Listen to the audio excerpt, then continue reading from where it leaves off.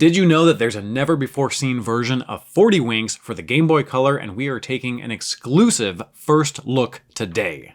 Yeah, I knew that. I've got it on my Game Boy. 40 Winks was developed by Eurocom Entertainment Software and released on the PlayStation in November 1999 for both the US and Europe.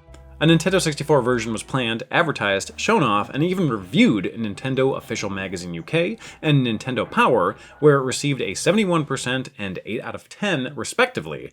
However, the publisher pulled the plug on the N64 after the PS1 release. At that point in time, the N64 version became lost media. Occasionally, dumped builds would leak online, but no official version saw the light of day until Piko Interactive purchased the rights and released the game in 2019. Which brings us back to the Game Boy Color version, a port that not even Piko knew about until a prototype appeared on eBay in 2021. A version so obscure the world wasn't even aware of its existence at all. It wasn't even announced. If you look on Wikipedia, nothing. Unseen 64, nothing. This game is a ghost. But before we get into the game, I do want to give a big shout out to today's sponsor, the makers of this t-shirt, Into the AM. Now, I love t-shirts with rambunctious designs, and these are very loud and bold. Actually, this one is a little bit more subdued compared to the other ones they have on their site, which are pretty wild, out there, sci-fi, spacey, fantasy, Japanese, very weeaboo, if you will. Little weeb. Little weeb adjacent. weeb, which is weeb adjacent. I like that. Yeah, I like that terminology there. But and not only do I like how these look, but I also really like how these feel. I've mentioned this in the past, but I'm kind of a weird size. I'm between a medium and a large, so I really like a poly-cotton blend. It's soft, it feels nice, but it also gives a little bit of stretch and doesn't really shrink very much at all. It's very shrink resistant. Yeah.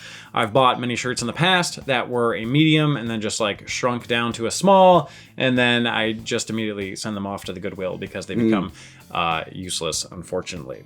But, polycotton's got that nice springiness to it. It tends to stay soft, quite longer, you know. So if you are looking for a comfortable t-shirt with exciting and colorful designs, look no further than Into the AM. Their polycotton blends are shrink resistant and will last you wash after wash. Plus, with our great deal, you can get 3 graphic tees for just $60 or 3 basic tees for $49.95. And as a bonus, you can use the link in the description to save an additional 10%. So whether you are going out or tediously looking at lost media for the Game Boy Color, do it in style with Into the AM. First things first, let's talk about the PS1 and Nintendo 64 versions, so you have a basis for comparison. The game is a 3D platformer collectathon set in a macabre and beautiful dream world. The gameplay is fun, but the visuals may very well be the highlight of the game, especially on the Nintendo 64 version, which can be expansion pack enhanced. 3 graphical modes are included. A normal mode, which is low resolution, medium, which bumps the resolution and graphic detail, and an extra high resolution mode that adds lighting effects, but has some choppiness with its frame rate. In the game, you play as either Rough or Tumble, or both in the N64's 2-player mode, and must save the Winks. Winks provide good, peaceful dreams, but have been captured by the antagonist. To do this, you have your melee attack, a special projectile attack, which is refilled by items, a ground pound, a roll, and character-altering power-ups. Z's are your health, they keep you asleep. Cogs unlock doors, etc., etc. There's a lot to collect and do here. Alright, it's time to get into the actual Game Boy Color game.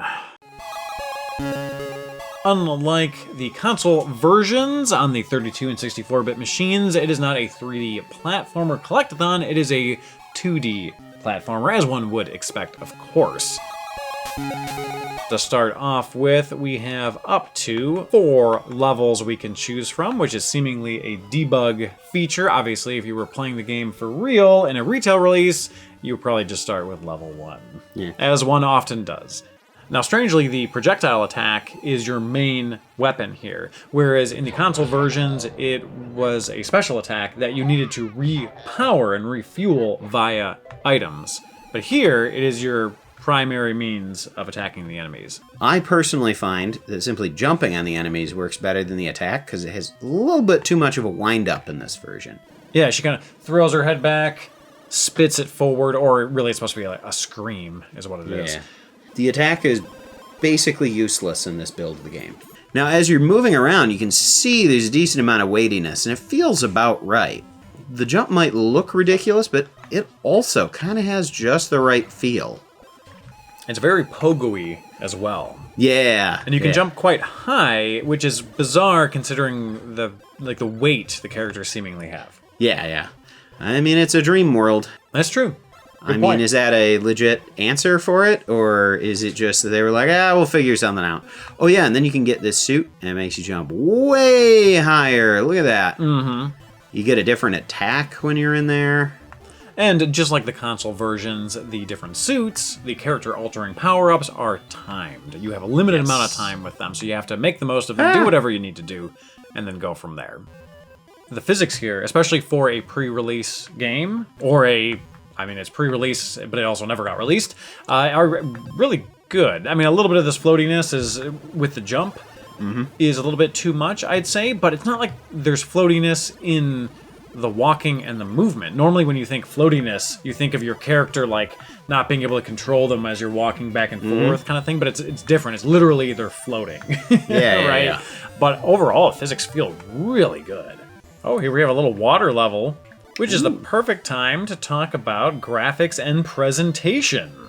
So it sort of has almost a Donkey Kong Country on the Game Boy Color look about it. It looks as if it's attempting to be pre-rendered without actually being pre-rendered, and I feel like they did a really good job here. Yeah, there's a lot of like dithering to try and like blend things together into a more smooth image. Now, obviously, it looks like a checkerboard on our screen, but on a Game Boy Color screen, this would actually look pretty good. Also, if you just stand still for a minute, there's actually some pretty good animation. Yeah, like look at that. Yeah. Look how many sprites of animation that is. Yeah, that's great. I mean, it's not Third Strike, but I'll take it, you know? One of the last things I want to talk about in terms of presentation is the music, which is bizarre.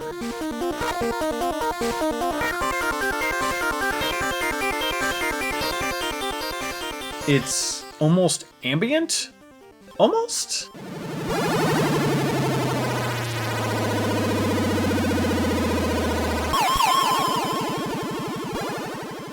I kind of like it. It reminds me of the old key gens that you'd get back in the day. Yeah.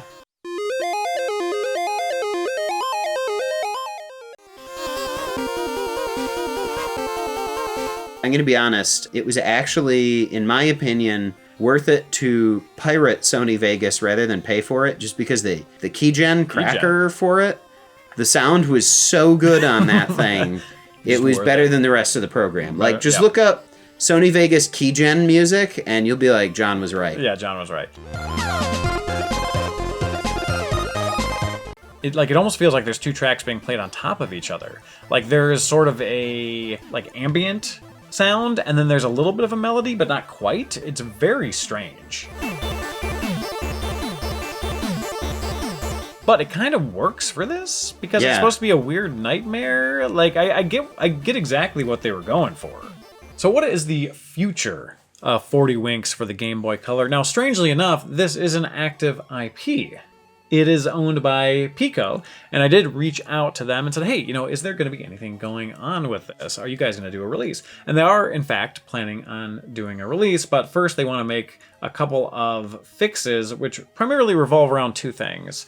One is that this build doesn't have bosses. Yeah. So they want to make sure it has bosses. And the other one was doing some fixes, which include this album right here. So some of these images, which I'm assuming would be unlockable as you complete different stages or whatever, they aren't what you would imagine they would be. So here are the twins, but then not. Yeah, it's that guy instead. Yeah. This one, sorta. I think that's actually correct on that one. The preview image could be done better, but here and there, some of those aren't quite right. Yeah. And then there's two that just have nothing. Yeah, exactly. These two are just the logo. The logo, but the logo looks terrible. Their plan is to make some adjustments and then ultimately do a release. So that is the future or potential future of this particular game. Now, it's insane to think that this is an active IP in 2023. It definitely is. What a time to be alive. What I would love to see for this is a release of their version where they add the bosses, do their fixes, and then included as a bonus, I would love to see this build version. Okay. where it's like untouched, but it's not primarily what they're selling. What they're primarily selling would be, here's the complete, because normal consumers, I feel like, are going to want a complete game. Yeah. All right. So that's how they can make their money. Even though Bethesda has made a job for years out of releasing exactly. unreleased games at launch. Precisely. But preservationists are going to want to see it in its sort of original form. So I would love to be able to see both. You have this album here. Wouldn't it be nice to be like, beta build? You can select that and mess around with it. Most people buy a movie to watch the movie, but a lot of people also buy it so they can watch those special features. Exactly, behind the scenes stuff. And that's kind of what a beta build is, a prototype is behind the scenes sort of thing. So I'd love to see that. I don't necessarily think it's on the docket, but I'm just throwing a little idea out there. It'd be nice to see. If you, it would be nice. Yeah. It'd be nice. Well, thank you so much, everybody, for watching. I hope that you enjoyed this episode. If you are new to the channel, we'd love to have you subscribe, hit that notification bell, join us on Patreon, all that good stuff. And, of course, hope to see you all back for the next video. And if you join Patreon, we got a Discord. Oh, yes, we do. Post some memes in there. We'll be posting some bloopers from this episode, because I think we have quite a few. Yeah, a couple that we can't post. See you all next time.